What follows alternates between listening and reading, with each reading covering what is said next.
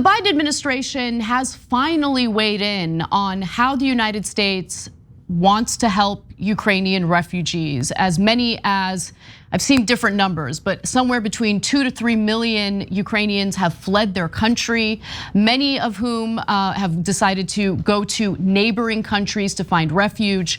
However, the United States has been pretty quiet on what it wants to do to help these refugees, and now we have a better idea. So the United States said that it would take in 100,000 refugees fleeing the fighting. In addition to accepting Ukrainian refugees into the country, the United States will donate $1 billion to help European nations deal with the surge of migrants. And that's according to a person who's familiar with the decision. More than 3 million Ukrainians have poured into Poland and other countries. And this is according to the New York Times. So I have mixed feelings about this, mostly because when you compare that number, 100,000, to what other European countries have taken in, it's really a drop in the bucket. However, I also can't help but mention the fact that when there was a surge of Syrian refugees, the debate within the country was fierce. And Tulsi Gabbard at the time was a US congressperson. She voted against taking in Syrian refugees. That's the kind of progressive she was at the time. That was a vote that was somehow whitewashed by progressives who bought her garbage, and I wish would have done a little better in seeing her for who she was. But just remember what those debates were like back in 2015, where you couldn't even get the Obama administration to firmly commit to taking in a couple, maybe tens of thousands, maybe 10,000, 20,000 refugees. I think eventually they settled on 15,000. But again, compare that, the fierce debate about Syrian refugees, compare that to how it seems like, the Biden administration is gonna announce this. I haven't really seen much pushback on it. And I have no problem taking in Ukrainian refugees. I don't want anyone to mistake me in that regard. But there is certainly a double standard in the way that our government decides to respond to various refugee crises. And I think this is a perfect example of particular refugees that are more acceptable according to the US government. And it's strange.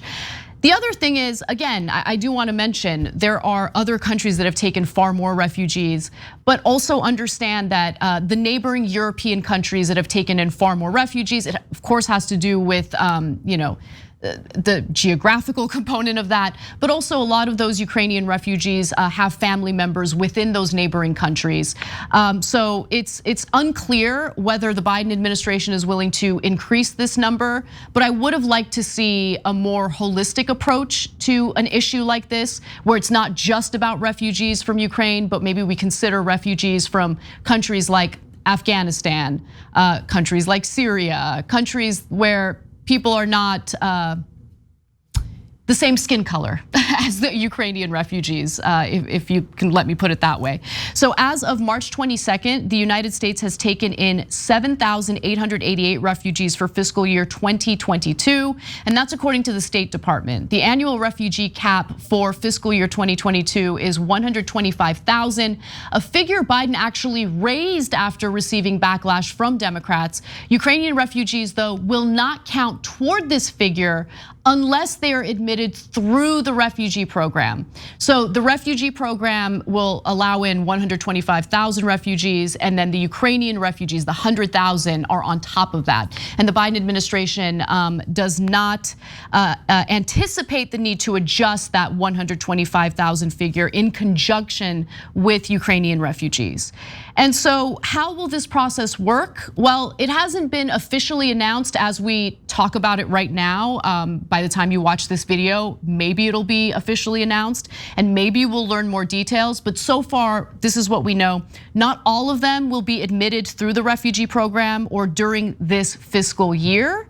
A full range of pathways will be utilized, including humanitarian parole and immigrant or non-immigrant visas.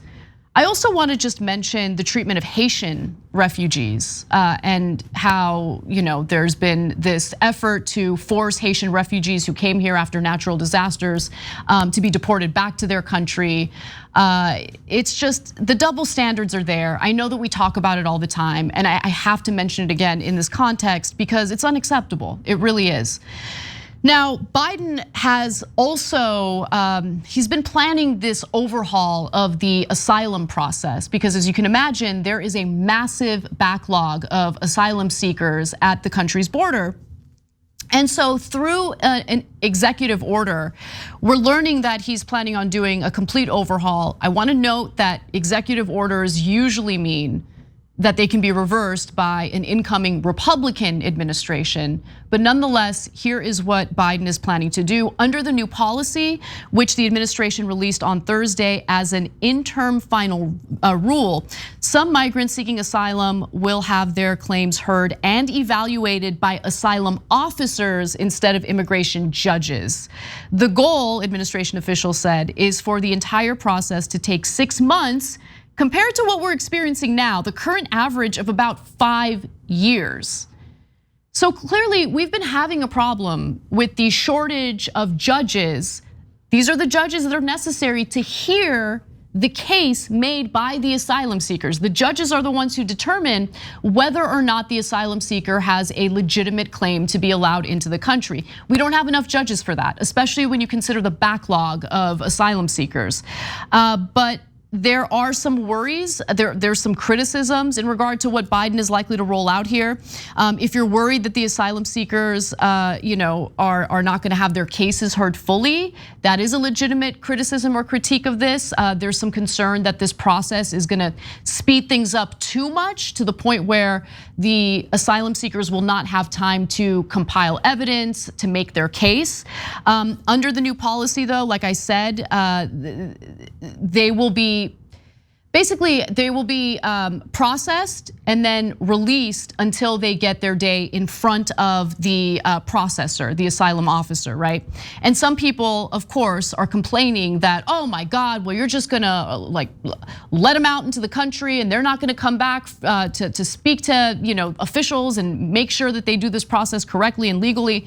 But data shows that that is not true. That fear is really unfounded. For instance, about 99% of asylum seekers who were not detained or who were previously released from immigration custody showed up for their hearings over the last year, and that's according to new data from the Transactional Records Access Clearinghouse at Syracuse University, a think tank that tracks data on or in the immigration courts. So they're looking at years and years and years of data from the immigration courts in their study, and they've determined that again, like the vast majority of them do come back to their court dates, come back to speak to officials to ensure that they're able to work and live in the country legally. Being in the United States with undocumented status is brutal. Undocumented immigrants, are treated so poorly if they're lucky to find a job, right? They can be abused at their jobs and they really have no legal recourse. They don't feel like they can go talk to the police about it because they're undocumented. So people want to be here legally, and if there's a process in place to make that possible, they're likely to move forward with that process. And if you think that that study isn't good enough, I'll give you the results of a far more conservative study, conservative numbers coming from the Justice Department. So data from the DOJ suggests that the rate at which migrants overall show up for their immigration court proceedings is lower than that of TRAC city, than the rate that TRAC cites. In 2018, for instance, the most recent year for which data was available, about 75% of migrants showed up for their court hearings in 2018, similar to rates over the previous 5 years.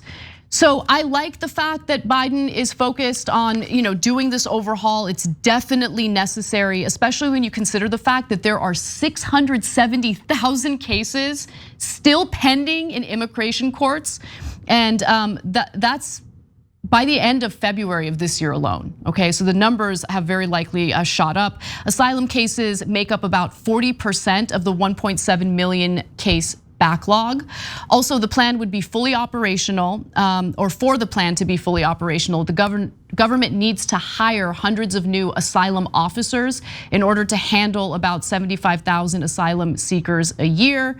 And the plan, again, is to release many asylum seekers through a parole status while they go through process, which critics say will draw even more hopeful migrants at the border. So that's the other thing that people are criticizing. Well, if you process asylum seekers, that's gonna encourage other asylum seekers to come to our border to seek asylum. So fixing a system that's broken might encourage other people who need to flee, persecution in their countries from coming to the United States. Let me just say, I've made this point before. What gets left out of the conversation is the responsibility that the US government has in taking in these asylum seekers, especially given our history of destabilizing the very countries that these asylum seekers are coming from. So when we talk about the United States orchestrating coups in Latin American countries that had democratically elected leaders, there are consequences to those coups. A lot of those coups are driven by US-based business interests. And so if we want to really fix the system, rather than focusing on the symptom of what we've done, why don't we take a look at our own foreign policy? Why don't we take a look at what we can do to help support these countries that are having issues with violence, with crime, with those types of things? And when I say help, I don't mean going in and messing with their policies. I specifically mean, what can we do to assist them with anything that they might need to help respond to any type of uptick in crime? What can we do with our own policies that might have an impact on emboldening and empowering drug cartels in some of these countries? There are other ways of solving this rather than, okay, how do we process asylum seekers? I like that Biden is focusing on that. I like that he wants to fix that. But anytime we have discussions about foreign policy, we do have to think about the long-term consequences of what we're doing. And we have to understand why it is that we're engaging, whether it's militarily or otherwise, with another country. Is it because we have the best interests of that country at heart, or are we doing it based on the profit motive that business interests might have? And so I think that the chickens are coming home to roost, and it's really frustrating to see people not focus on the root of the problem. And a lot of that has to do with US foreign policy. Thanks for watching The Young Turks, really appreciate it. Another way to show support is through YouTube memberships. You'll get to interact with us more. There's live chat emojis, badges. You've got emojis of me, Anna, John, JR. So those are super fun. But you also get playback of our exclusive member-only shows and specials right after they air. So all of that, all you gotta do is click that join button right underneath the video. Thank you.